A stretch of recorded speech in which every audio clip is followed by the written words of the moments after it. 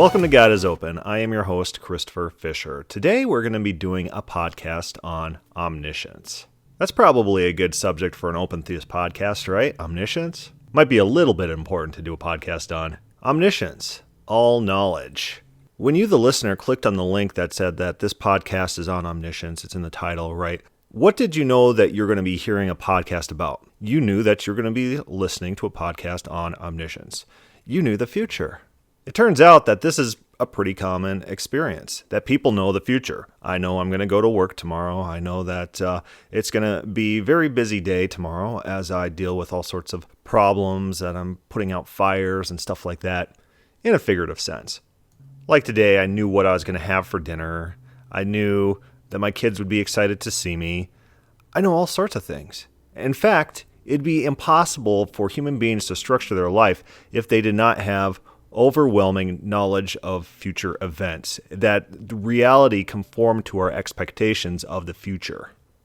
This is so true, in fact, that it's a very rare day in which reality doesn't conform to what we know is going to happen. So what is knowledge? Can we have knowledge of events that have not yet happened? Can we have knowledge of things that may turn out to be true or false depending on actions of people? Yeah, we can. That's our normal use of the word knowledge. When I say that I know I'm going to be at whatever city on this day, so I need to take these days off of volunteering at church, I have knowledge of the future. When I say I know I'm going to be out of town, no one says, "Oh, hold your horses. You don't know that. You don't know that. There's no way you can know that. The future something crazy could happen and you just might be in town. And you don't know that you will be gone. The future's not knowable." How would we respond to that if we had someone react in that way when we say we know something about the future? We treat them like they are psychopaths, like they're crazy. But here's the thing. In theology, we allow people to get away with this type of logic all the time. God does not have knowledge unless that knowledge is 100% and it's mapped to an event that absolutely has to happen no matter what. That's not knowledge. That's not our normal definition of knowledge. Usually people consider knowledge justified true beliefs. And the true beliefs about the future are justified after the fact. If I say I know I'm going to be out of town, whatever days, maybe I say I know I'm going to be in Colorado this week for vacation, and then it comes true, people say, yeah, absolutely, he knew that he was going to be in Colorado for vacation. There wouldn't be any qualms about it. But an entirely different standard is applied to theology. So in theology, when people approach theology, they usually do it through a Neoplatonic lens. And this lens states that God has to have all knowledge. His knowledge has to represent all facts that currently exist. And those facts have to be based in actual objects. This type of knowledge has its origin in Plato's theory of the forms, that there's this intellectual world in which the perfect representation of all things exists in its perfect form, and that's the realm that God has access to. Those are the objects that transcend space and time that God knows. It's unchanging, and it is perfect. So my first point about omniscience, about all knowledge is usually redefined. It's taken out of its normal usage and then given a philosophical definition that's not accessible to normal use of the word knowledge. And then it's applied to these other definitions such as omniscience and the like. So when the Bible talks about knowledge, what kind of knowledge is it talking about? It's automatically assumed by these theologians that it's this specific Platonistic definition of knowledge, that God knows all things. It's this perfect, unchanging knowledge based in objects. Now, if normal human beings use the word knowledge in a different sense, why are we applying a special definition onto the Bible? Where's our basis for that? Where's our justification? Is it in the text? Or are we importing theological ideas that are not probable in the culture that's using this word? So we have a redefinition of knowledge. We also find a redefinition of omniscience. In the ancient world, remember our podcast on the all-knowing God, all sorts of deities were said to have omniscience. They knew all things. And what does that mean? Does that mean they knew all past perfectly, all future perfectly, like Zeus was said to know all things? The eye of Zeus, which sees all and understands all, beholds all things also, if he will, and fails not to note what manner of justice this also which the city contains within it. Interesting, interesting. Be Zeus, my witness, who sees all things always. All right. Nothing escapes the knowledge of the deity. Got it. He that has knowledge of what each one does or will do or has done in the days gone by, be it God or man that does it, I am he. Error. If it likes you better, call me Zeus. So reading these passages from this variety of Greek writers concerning the nature and character of Zeus, one would say that Zeus has omniscience. That's pretty clear from the texts. Zeus is the all-seeing God who sees and knows everything. But then what is the nature of this omniscience? How does Zeus know all things? And if we read very carefully in these texts, it tells us how Zeus knows these things. He is identified with the air. He is everywhere, so sees all things, and therefore knows all things. But in Greek mythos, Zeus is not everlasting. He's not eternal. He was born from Kronos, and then he defeated Kronos. So he acquired his omniscience at some point of time. It wasn't eternal omniscience since eternity, outside of time, changeless omniscience. It is something that he acquired in the course of becoming the greatest god in the pantheon. It's an acquired omniscience. And on top of that, the omniscience is mechanical. How does Zeus know? Because he sees. How does Zeus know the future? Because he sees the present. He's able to see all things going on. He's associated with the air. The knowledge that Zeus gains in the Greek mythology is acquired knowledge. It's acquired mechanically. Zeus knows because he sees. Mechanical. You know something because you see it. All right, so all these common phrases that are attributed to Zeus about his having all knowledge, we find very similar statements about Yahweh in the Bible, yet theologians from all centuries come to those texts about Yahweh with the same language, and they bring all sorts of weird presumptions that are not brought to similar texts in other religions, such as in the Greek mythos. 1 John 3:20, for if our heart condemns us, God is greater than our heart and knows all things. So it's texts like this that modern day evangelical scholarship, they bring their assumptions onto this text. And let's read Wayne Grudem from his systematic theology. He says this: knowledge, omniscience. God's knowledge may be defined as follows. God fully knows himself and all things actual and possible in one simple and eternal act. Elihu says that God is the one who is perfect in knowledge, and John says that God knows everything. The quality of knowing everything is called omniscience. Because God knows everything, he is said to be omniscient, that is, all-knowing. The definition given above explains omniscience in more detail. It says first that God fully knows himself. This is an amazing fact since God's own being is infinite or unlimited. Of course, only he who is infinite can fully know himself in every detail. This fact is implied by Paul when he says, for the Spirit searches everything, even the depths of God. For what person knows a man's thoughts except for the spirit of the man which is in him? And so also none comprehends the thoughts of God except the Spirit of God. He goes on to say, the definition also says that God knows all things actual. This means all things that exist and all things that happen. This applies to creation, for God is the one before whom no creature is hidden, but all are open and laid bare to the eyes of him with whom we have to do. He lists a bunch of verses. God also knows the future, for he is one who can say, I am God. There is none like me, declaring the end from the beginning, in ancient times things not yet done. He knows the tiny details of every one of our lives. See what he's doing here? All sorts of absurd assumptions. If someone was talking about Zeus's knowledge from all the proof texts I read, and they were listing off all this stuff, you'd say, dude, you are a nut job. Everything you're bringing to the text is all just nonsense. Everything you said was nonsense. But let's read on. Our definition of God's knowledge speaks of God knowing everything in one simple act. Pay attention to this part. I'll say it again. Our definition of God's knowledge speaks of God knowing everything in one simple act.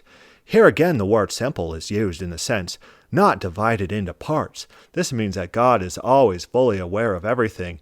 If he should wish to tell us the number of grains of sand on the seashore or the number of stars in the sky, he would not have to count them all quickly like some kind of giant computer, nor would he have to call the number to mind because it was something he had not thought about for some time. Rather, he always knows all things at once. All of these facts and all other things that he knows are always fully present in his consciousness. He doesn't have to reason to the conclusions or ponder carefully before he answers, for he knows the end from the beginning, and he never learns and never forgets anything. Every bit of God's knowledge is always fully present in his consciousness. It never grows, dims, or fades into his non-conscious memory. Finally, the definition talks about God's knowledge as not only a simple act, but also an eternal act. That means that God's knowledge never changes or grows. If he were to ever learn anything new, he would not have been omniscient beforehand. Thus, from all eternity, God has to know all things that would ever happen, and all things he would do. You get that? Okay, so we got a lot of things going on here. First of all, none of his proof texts talk about this definition of knowledge, of omniscience that he's importing on the text. None of his proof texts talk about that in context. Someone in the Bible who's condemned by God, Elihu, remember he's one of Job's friends, and Job's friends speak what's wrong about God. He says God's perfect in knowledge, and so Wayne Grudem takes that and he's like, oh, I like this word perfect. It meets my Platonism. And so let's just bring all our assumptions of what Elihu means, and we'll just dump all our Platonism onto that. And then we'll just interpret the whole Bible in light of Platonism. And they don't do that for similar statements about other gods. Even in the Bible, there's statements of all knowledge attributed to mankind. King David is said to have all knowledge. The king of Tyre is said to know all secrets of the heart. The writer of Ecclesiastes said that he has seen all things. Luke claims to have a perfect understanding of all things from the very first. But does Wayne Grudem have a chapter in his book talking about the omniscience of Luke, the omniscience of the king of Tyre, the omniscience of King David? He doesn't. He doesn't. It's a complete double standard. It's a complete rejection of reading comprehension and everything we know about how to read. Normal language skills. Normal language skills are rejected by Wayne Grudem, and this guy's considered a scholar? Does that sound cultish to you? Does it sound like someone just made up their own religion, brought in a bunch of assumptions, and then started a cult around them, and their divine text has nothing to do with the religion that they've created around it? Their proof texts have no correlation. So if you want to prove that Yahweh in the Bible has this weird omniscience, and this omniscience is defined very specifically, we'll talk about his definition and everything he does with that word. But if you're going to prove it, you're not going to prove it with the same type of proof text that we've seen about Zeus. That Zeus sees all things. That Zeus knows all things. That Zeus knows the future. Because that's not the type of omniscience that was just described. So texts like that do not automatically mean Platonic omniscience. In fact, if you're using a scholarly approach and you're comparing biblical literature to other ancient Near East texts, you would assume the opposite, that the omniscience described is the same type of omniscience described to Zeus, and that omniscience is a present observance of all things as it happens. But this type of omniscience is rejected by Wayne Grudem, right? Wayne Grudem instead embraces a totally different omniscience, and all the assumptions that he brings on omniscience we should be noting. Number one, this is not acquired knowledge. Remember we talked about knowledge in which you receive knowledge through seeing something. You see something and then you get that knowledge. That's an acquired knowledge. That's a passive knowledge. The knowledge is coming to you. What he wants is a simple, eternal act of knowledge that originates from inside God himself. He can't have God changing or violating his immutability and impassibility. So God can't be gaining knowledge. The knowledge can't be passive. The knowledge can't be mechanical. And so when the Bible actually describes Yahweh as looking down on earth and watching the actions of all of man, he needs to reject that. He rejects that type of omniscience. God cannot learn. God does not receive information because all information is eternally in God in one event. So when God tests people to know what's in their heart, he has to also reject that. God has this knowledge inherently in himself. God doesn't need to test someone to know what's in their heart. And he says specifically, God does not need to count. So all those verses about God counting the sands on the seas, in Isaiah, remember that's his proof text from knowing the end from the beginning. In Isaiah, it has him being able to count how much water's in the ocean in his hand. He has to reject that type of things. God cannot count. That knowledge is inherent in God, and there's no need to count how much water there is on earth. Check this out. Isaiah 40:12. Who has measured the waters in the hollow of his hand, measured heaven with a span, and calculated the dust of the earth in measure?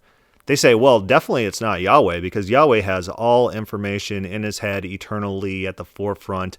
Nothing can be pushed back to the recesses of his mind, and all information is wholly in front of God's face all at the same time. So when the Bible says that God remembers something, God recalls something, when he says that he's going to repress his anger and repress some things in exchange for other things, they have to reject all that language about God and how God's knowledge operates because of Platonic assumptions they bring on knowledge, on omniscience, and they force on God against the biblical text. Remember, none of their proof texts have any context for this. So this omniscience, it can't be a passive omniscience. It has to be a fully active omniscience. It can't be mechanical. God can't see stuff to know stuff in Platonic omniscience. And everything is eternally foreknown at the front of God's mind forever. There's no recalling. There's no remembering. There's no forgetting. So in Exodus 2:24, and God hears the groaning from the enslaved Israelites in Egypt, it says, so God heard their groaning, and God remembered his covenant with Abraham, with Isaac, and with Jacob.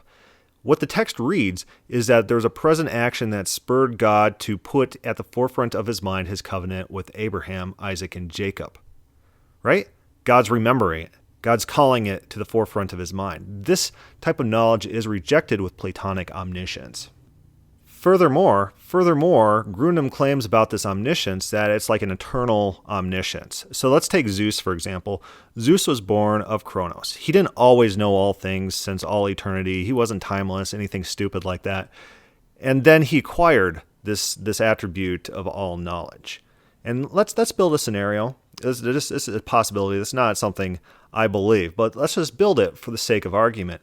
Let's say in Genesis 18, God says, I don't know what's going on in Sodom and Gomorrah. I'm sending people to go check it out.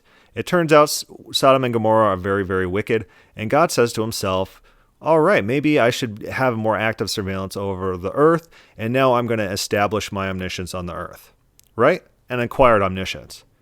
Does that fit the text? It does fit the text. And does any future text refute that?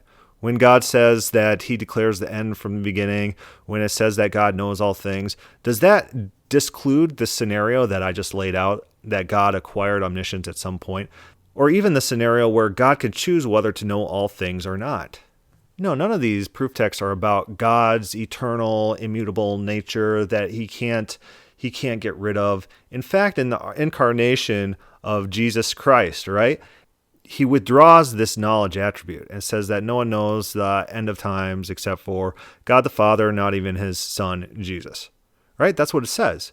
So it's an attribute that he could disown from himself. But that's precluded by Grundom. Grundom assumes that can never be the case. Why? Because of his Platonism he brings onto these vague proof texts. So real quickly again, number one, Wayne Grundom assumes that this Platonic omniscience is not passive. It's an active omniscience, that this is eternal and immutable in God in one simple act, rather than acquired omniscience. He assumes that God can't divest himself of this omniscience, which, where is that supported? Anywhere in the Bible. And he assumes that this is objective-based knowledge, not the knowledge that you and I have about the future. The knowledge that we have about the future is unacceptable to him, even though that's our normal use of the word to know. You know, people know things in the future. And one more point real quick before we turn to the Bible and look at what type of omniscience that God does have. Wayne Grundom excludes an entire class of knowledge to God, experiential knowledge. God can't experience something and know something in the way that we know. I know exactly what it's like to eat too much Oreos to the extent that I just want to pass out on the couch in a dazed food stupor. Child molesters know what it's like to be child molesters and lust after little children. And does God know exactly what that feels like in that sense? Does God have that experiential knowledge? And William Lane Craig has an interesting interview when the interviewer actually asks him about experiential knowledge based on experience. And William Lane Craig says, God doesn't actually have that type of knowledge. So, not only does God have to have this super specific, objective-based, Platonistic knowledge, but an entire class of knowledge is denied to God. And so when it says God knows all things, they have to build in their assumptions and their own limitations based on their assumptions of what type of Platonic knowledge God has to have. And so also, when Jesus Christ is a man and gaining experiential knowledge, he knows what it's like to be a man, communing with men, doing man-type things, being tempted like men. God's not gaining that knowledge. God's not adding to his knowledge. Really? That is their position? That God's not gaining knowledge through an incarnation? Are these guys even Christians? Platonism taints every aspect of their theology. Everything is Neoplatonism. So let's figure out what type of knowledge that God actually does have. And we'll turn to one of these Platonic sites to do this. Allaboutgod.com. That sounds pretty good, right? God is omniscient verses. All right, so Isaiah 46, we talked about this already. He says, I declare the end from the beginning, from ancient times, that which is still to come. I say, my purpose will stand, and I will do all that I please. Okay, so this knowledge seems to be like my knowledge that I'm going to go to work tomorrow. I know I'm going to go to work tomorrow because I'm going to make it happen. Yeah, that seems like the pretty common definition of knowledge. It doesn't have to be Platonistic knowledge. The text doesn't support that.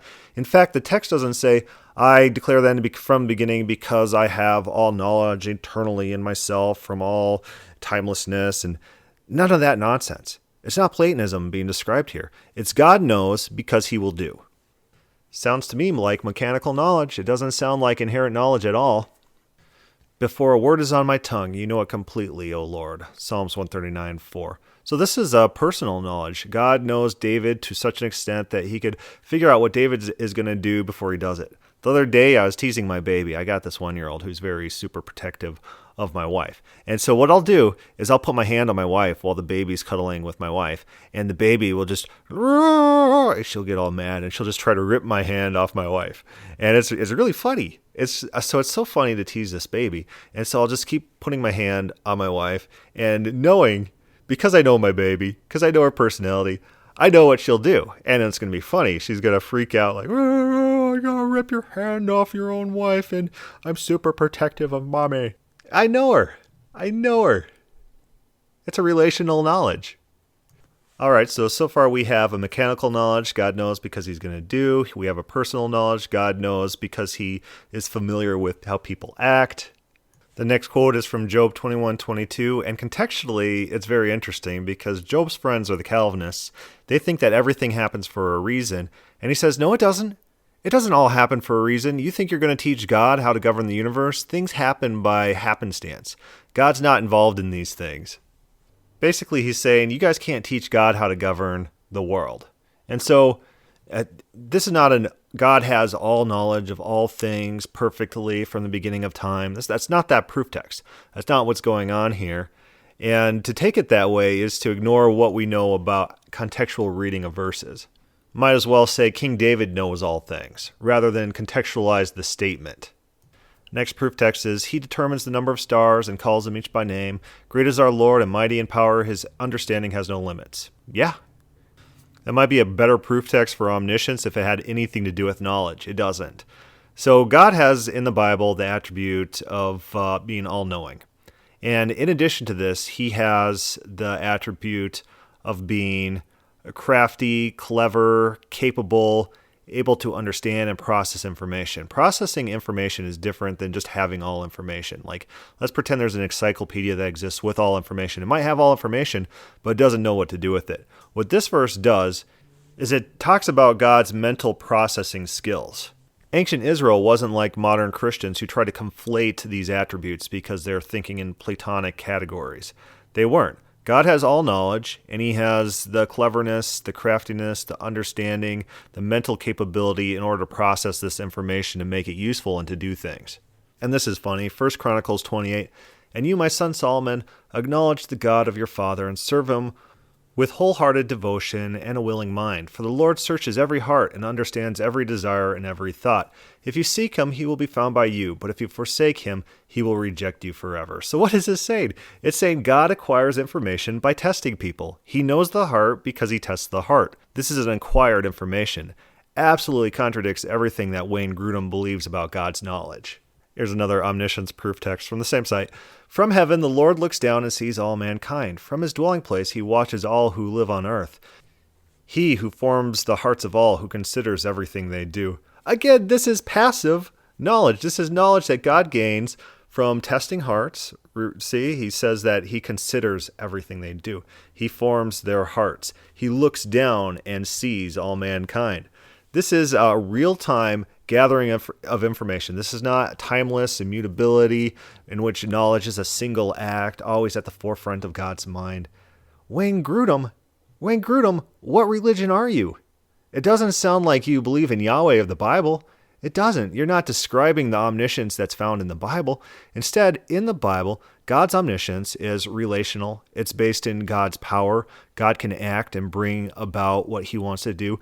God's knowledge comes through watching men, testing their hearts to find out what they're going to do. Let's go on. Indeed, the very hairs of your head are numbered. Okay, God can count again. All right. Nothing in creation is hidden from God's sight. Oh, really? Because that sounds like passive omniscience, in which God gains information from seeing. Oh, the depths of riches of wisdom and knowledge of God, how unsearchable his judgments and his paths beyond tracing out. Okay, that doesn't prove anything about this omniscience that Grudem wants to force on the text.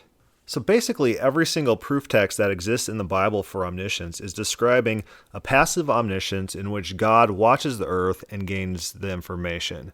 In fact, we have council scenes, such as in Job, the first chapter, in which angels report information to God. Proverbs 15:3, the eyes of the Lord are in every place, keeping watch on the evil and good. And eyes, you have like the eyes of the king, which is like a spy network for the king. The eyes later in the Bible are described as angels. There's 7 eyes that run to and fro upon the earth, and we see Satan do the same thing within Job. It says, where have you been? I've been going to and fro on earth.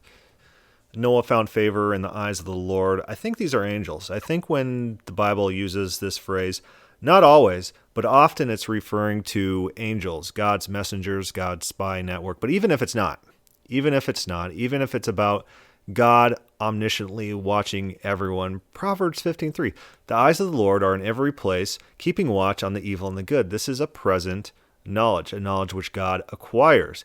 And in the most offensive way to Calvinism, if this is a spy network, the idea is that God doesn't have to be everywhere to know everything. He has messengers that watch everything happen and then report that knowledge to him. So while God knows everything, it's not everything like God knows what's happening to a remote island that's desolate with no life, and then the rock falls and moves because of the wind, and God's tracking the movement of that rock. That's not what these passages are talking about. The passages are talking specifically about man's actions. That God is watching man's actions, and people can't escape God's judgment. They can't say, oh, God doesn't see what I'm doing. Remember in Ezekiel, there's those elders who try to hide from God. And so they do things in secret, because in Israel, their normative thoughts about God were that God cannot see them if they are in the dark. That's why King David says in Psalms 139 that God could see him even in the dark, right? He's countering this very widespread belief in Israel that God can't see in the dark. God can't see through a roof. God sits in the heaven, looks down, and his vision is blocked by the clouds. King David doesn't believe it. Job doesn't believe it. Job counters this idea as well. The idea stressed by the biblical authors is not this omniscience that's eternal within God himself, but God can see everything everyone does, and there's no hiding from God's sight. They don't defend God's omniscience through the Calvinistic means, how a Calvinist would argue, oh, of course God knows what you're going to do because he has all knowledge, and if he didn't have all knowledge, he wouldn't be God because he would be changing by acquiring information. They don't argue like Calvinists. When people say, God doesn't know what I'm doing, they say, absolutely he does, because God watches what you're doing. That's what God does. He sees you doing your evil. So don't expect to escape judgment. You are seen, you are known, and God will be the ultimate judge of your actions. So everything that Wayne Grudem brings onto omniscience, that omniscience is this unique knowledge that's object-based, that omniscience is this immutable attribute in God that's perfectly simple, that omniscience can't be divested, that omniscience has to be an active and not a passive omniscience, that this omniscience does not include any type of experiential knowledge. Every single assumption that he brings onto it is not a biblical assumption. It's not supported by his proof texts, and it's very pagan in origin. It's against the Bible. The Bible specifically counters all these ideas.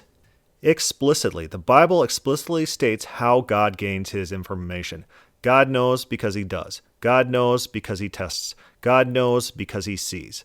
God's knowledge comes to God in this passive sense where it's not this active omniscience. God's not timeless. God doesn't have this pure actuality inside himself of knowledge that doesn't change and is based on objects.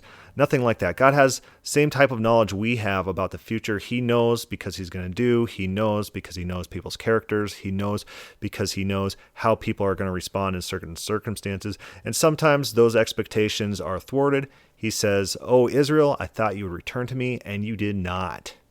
So biblical omniscience is not the omniscience described by Plato, Plotinus, and Wayne Grudem. It's not. Biblical omniscience is personal, relational. Biblical omniscience is God interacting with human beings. It's high time we stop interjecting paganism onto the Bible. If you have any questions or comments, please send them to godisopenquestions@gmail.com. Thank you for listening.